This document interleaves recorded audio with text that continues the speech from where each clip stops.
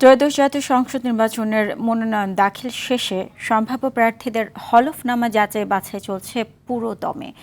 যা শেষ হবে আগামীকাল। ঢাকা ৯ আসনের স্বতন্ত্র প্রার্থী তাসনিম জারার মনোনয়ন অবৈধ ঘোষণা করে বাতিল করা হয়েছে। ঢাকা ১০ আসনে বিএনপি মনোনীত প্রার্থী শেখ রবিউল আলমের মনোনয়ন বৈধ ঘোষণা করা হয়েছে। এছাড়া ঠাকুরগাঁও ১ আসনে বিএনপি মহাসচিব মির্জা ফখরুল ইসলাম আলমগীরের মনোনয়নপত্র বৈধ ঘোষণা করা হয়েছে। নেত্রকোনা ১ আসনে ব্যারিস্টার কায়সার কামালের মনোনয়ন বৈধ ঘোষণা করেছে রিটার্নিং কর্মকর্তা। দিনাজপুর, বরিশাল, ময়মনসিংহ, শরীয়তপুর ও চুয়াডাঙ্গায় শেষ হয়েছে মনোনয়ন যাচাই বাছাই। রিটার্নিং কর্মকর্তাদের আদেশের বিরুদ্ধে কমিশনে আপিল দায়ের করা যাবে ৫ থেকে ৯ জানুয়ারির মধ্যে। প্রার্থীদের হলফনামায় ঋণ খেলাপি, আয়কর জটিলতা, ভুল তথ্য বা ১% ভোটারের সমর্থনে অসঙ্গতি থাকলে মনোনয়নপত্র বাতিল হতে পারে। এদিকে ঢাকা জেলার ২০টি আসনের জন্য দাখিলকৃত ২৩৮টি মনোনয়নপত্র যাচাই বাছাই করা হবে আজ। রাজধানীর সেগুনবাগিচা ও আগারগাঁওয়ে এই বাছাই প্রক্রিয়া অনুষ্ঠিত হবে।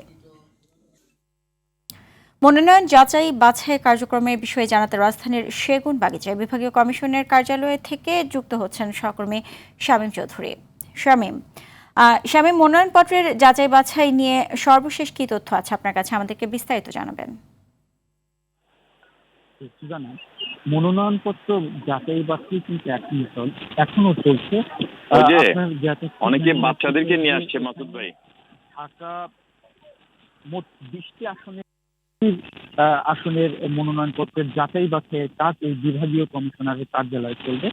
বাকি ৫টি আসনের যে যাচাই বাছাই সেটি ঢাকা জেলা প্রশাসকের কার্যালয় থেকে করা হবে এবং আরো যে ২টি থাকে সেই ২টি হচ্ছে আগারগাঁওয়ে নির্বাচন কমিশনারের কার্যালয় থেকে যাচাই বাছাই করা হবে। সকালবেলা থেকে আমরা দেখতে পাচ্ছি এখানে বিভিন্ন দলের প্রার্থীরা এখানে এসেছেন এবং তাদের মনোনয়নপত্র যে যাচাই বাছাই চলছে সেটি বৈধ ঘোষণা করা হচ্ছে কিনা সেই বিষয়গুলো তারা এখান থেকে নিশ্চিত হয়ে আমাদের সঙ্গে কথা বলে গিয়েছেন। আপনি যেমনটা বলেছিলেন যে ঢাকা ১০ আসনে শেখ রবিউল আলম রবি এসেছিলেন, কিছুক্ষণ আগে কিন্তু আমজনতা পার্টির তারেক রহমান উনিও কিছুক্ষণ আগে এসেছিলেন। আমরা দেখেছি ঢাকা ১৪ আসনের আলোচিত দুইজন প্রার্থী তুলি এবং জামায়াতের প্রার্থী আরমান, উনিও কিন্তু ব্যারিস্টার আরমান উনিও কিন্তু এখানে এসেছিলেন কিছুক্ষণ।